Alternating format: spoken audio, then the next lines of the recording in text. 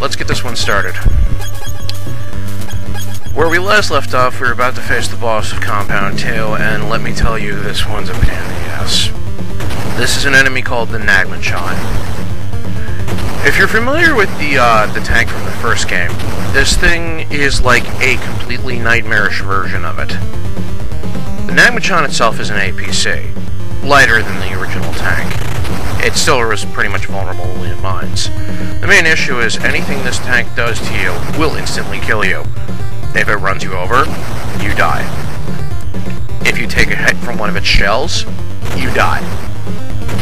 If you get caught in the blast radius of one of its shells, you die. If you get caught in the explosion when it dies, you die. If you fall in the water, you die. This is a very annoying boss, but it's also a very quick one. It only takes about 15 mines to kill, and it's only vulnerable to mines. On the other hand, if you do, again, it's over very quickly because either you kill it or it kills you. There's no middle ground on that one. Thankfully, we just got past it. We're now inside the final, not quite the final leg of the game, but we're getting there. The enemies we're now facing are the elites, which of course have different outfits and different equipment from the previous ones we just encountered.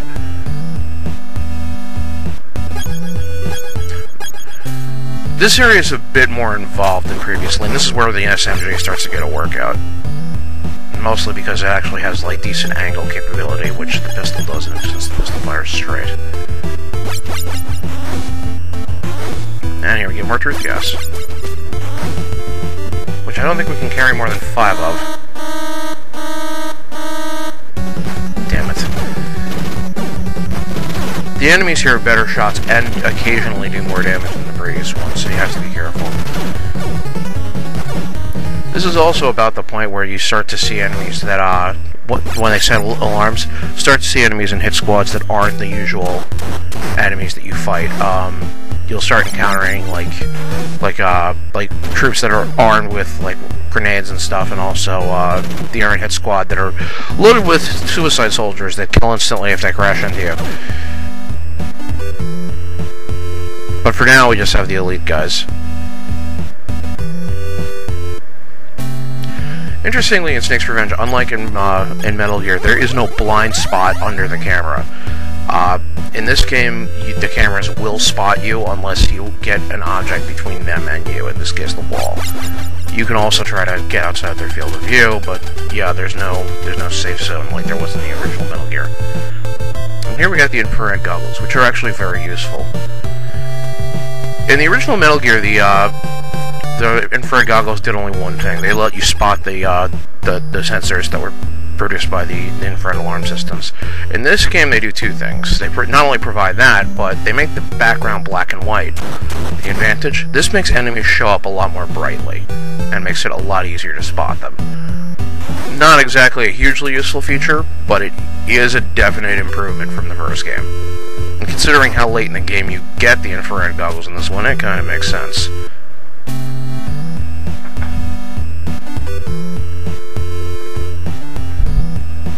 Some things never change.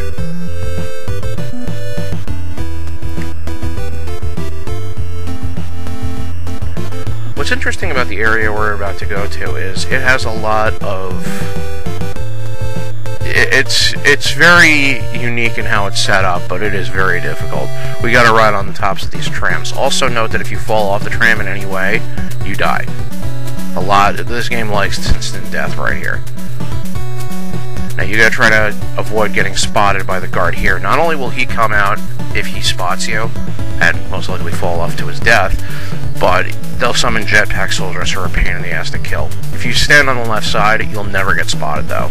Just don't jump. You'll fall off and die because of the momentum of the tram.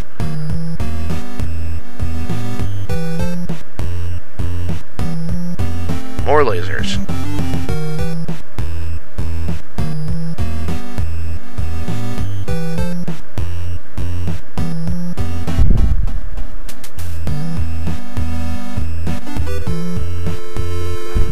Getting a lot of mileage out of these. Because like every single area has these has those lasers out front.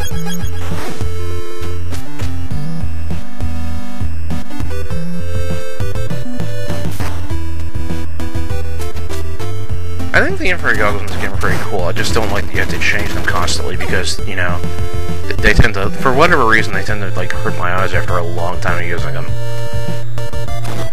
For me, it takes, like, about an hour of using them, and then I switch back to color, and I'm like, ah, damn it!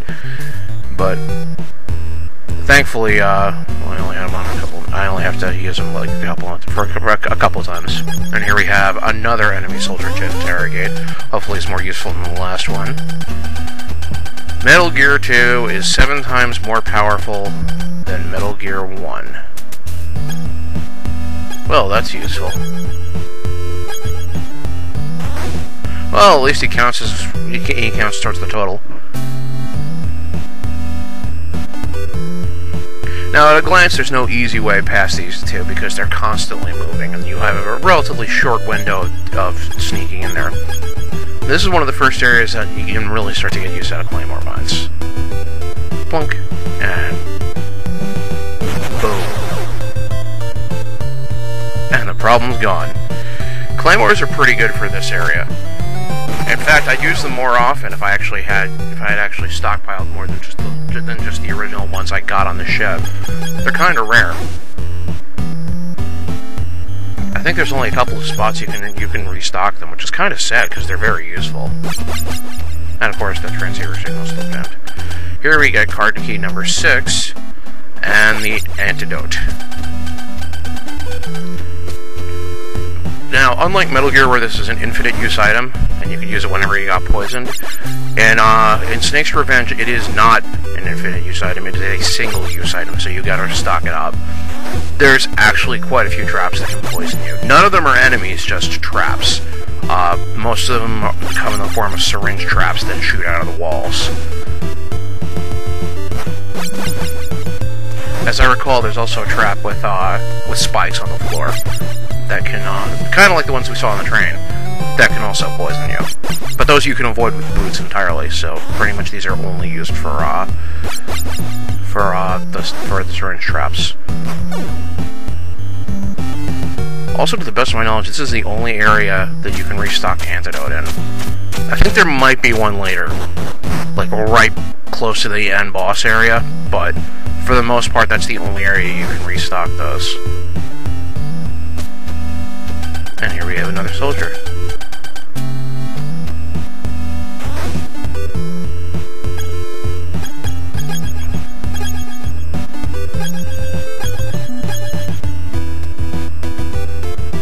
Alright, let's work our way back out.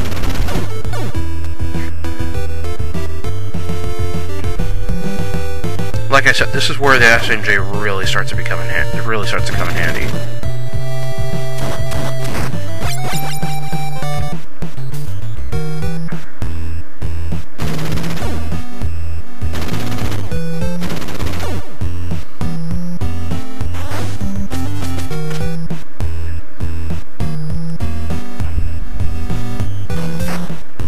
When we get to the suicide bomber guys, that's when we start whipping out the shotgun, and also the enemy.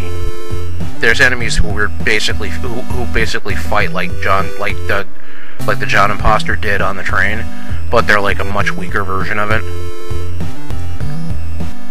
Those guys are good for using the shotgun on too. There's one tram, but that's going back to where we came from. That's not that useful. It's kind of funny, the trams in this game, you get a lot of mileage, are kind of like... I think they intentionally made this area so that you can easily get confused and you'll be like, wasn't I just here?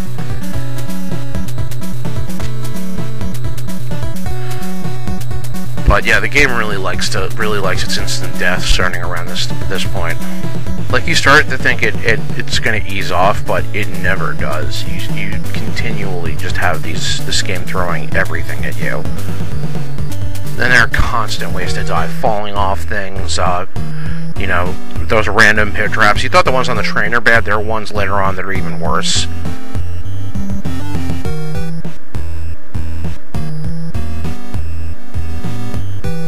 There's enemies that can kill instantly the suicide soldiers. I like that one because it implies like the actual sensors inside the building. That's kind of cool.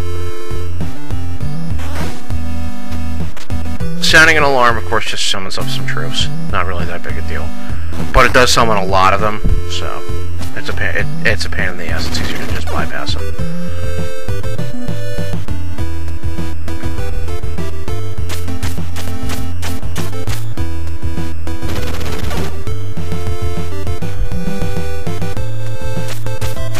Now that door up there you can't actually access from this area.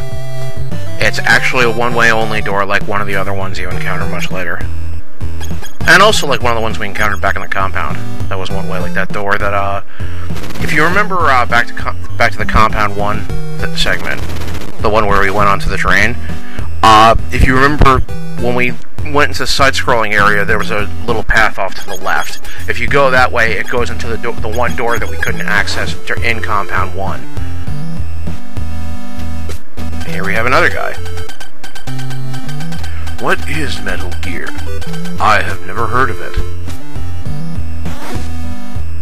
I don't get it either. A lot of the guys you rescue at about this point start saying that. I think the implication is that they've been brainwashed or something, but I don't get it either. They're right outside the front of the enemy base. They have to know something about it.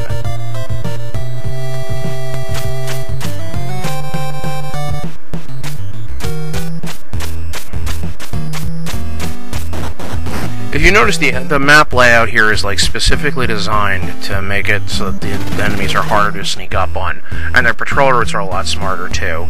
That's the biggest difference in these guys. They're much more likely to spot you, simply because they're more observant and they have a slightly better positioning. Now we got the antenna, so now our signal is no longer jammed. Not that we can use it for anything, because the fricking transceiver is useless in this game.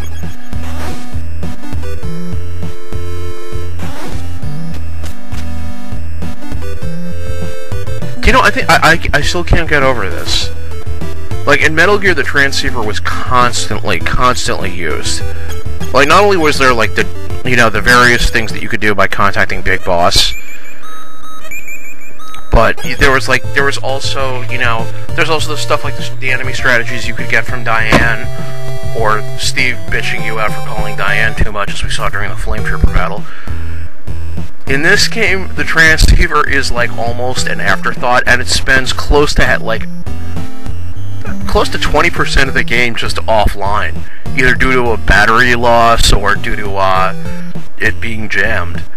It's really kind of silly.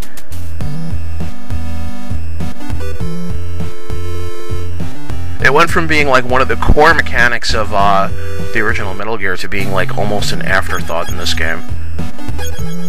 Which given Kojima's predilection towards